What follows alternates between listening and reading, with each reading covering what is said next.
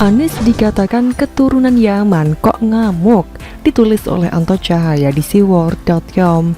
Halo, selamat datang di channel Tanda Seru. Sebetulnya tak ada maksud untuk menggunakan politik identitas, semata berusaha memberikan pola pikir yang benar.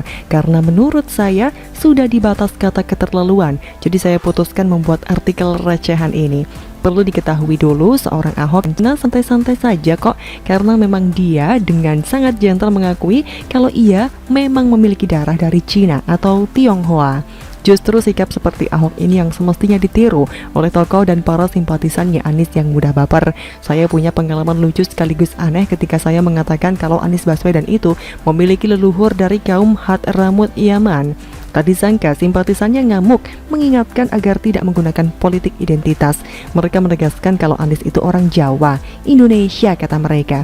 Tentu saja jawaban sekaligus pernyataan simpatisan Anies tersebut bikin saya tertawa. Sekarang apa bedanya dengan Ahok? Ahok juga orang Indonesia, ia lahir di Indonesia. Hanya ia dan simpatisannya tidak ngamuk dikata-katain Cina, bahkan kadang disebut kafir. Santai-santai saja tuh, tapi kasus simpatisan Anies Baswedan yang kebetulan saya temukan berbeda sudut pandangnya. Tidak rela jika leluhurnya Anies atau asal leluhurnya Anies disebut-sebut. Ini justru sikap lucu, turwago. Tinggal akui saja habis perkara. Tidak perlu muter-muter tak karuan, berusaha mencari alasan pembenaran. Sesimpel itu. Mau mencari alasan pembenaran seperti apa lagi? Kalau fakta sejarah juga wajah dari negara sana. Lagian percuma juga jungkir balik, salto dan kayang mencari kata kalimat hingga melayang ke awang-awang. Padahal kalau mau tinggal ketik Google akan dapat faktanya. Lagian kenapa mesti ngamuk sih? Anies meski leluhurnya dari Yaman juga berhak mencalonkan diri jadi presiden kok. Dengan catatan ada partai yang mengusungnya dan rakyat Indonesia memilihnya. Jadi siapapun orangnya asal memenuhi syarat tak jadi soal. Ini kan sebetulnya masalah sepele saja, tapi dibuat ruwet bak benang bundet oleh Anies sendiri yang berimbas ke simpatisannya yang kuatro.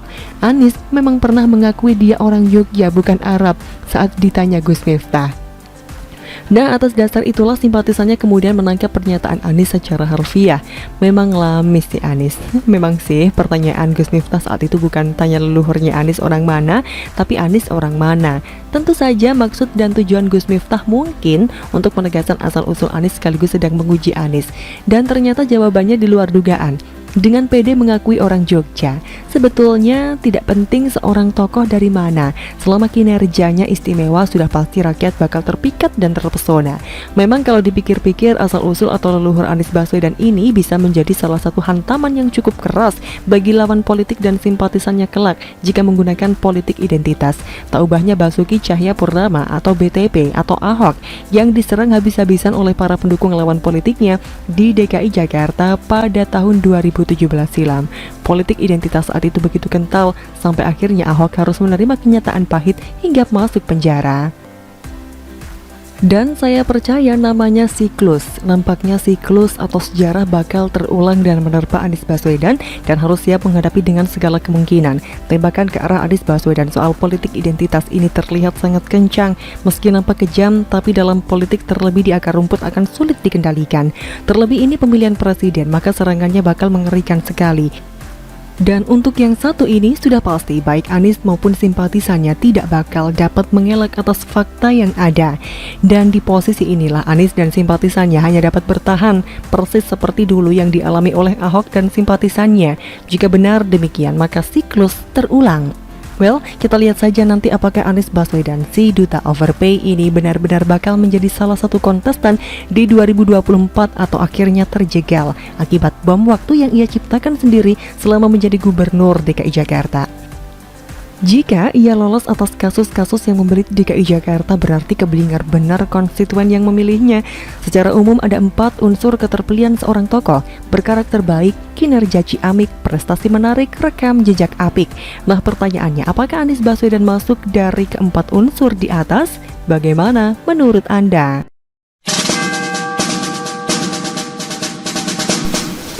Marketing politik bekerja, survei berjalan, orbitkan calon 2024.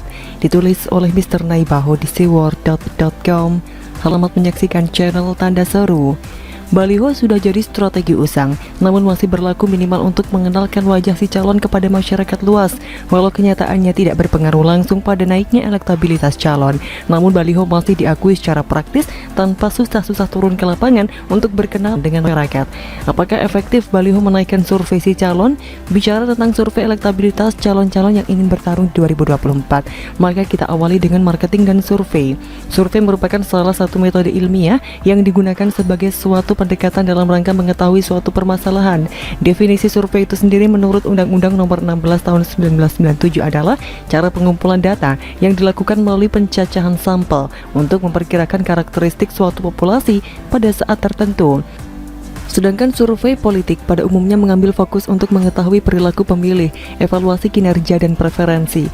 Oleh sebab itu, indikator dan metode survei menjadi sangat penting dalam suatu survei karena ia adalah perkiraan yang dilakukan pada suatu waktu. Artinya, hasil survei sangat dinamis dan perspektif.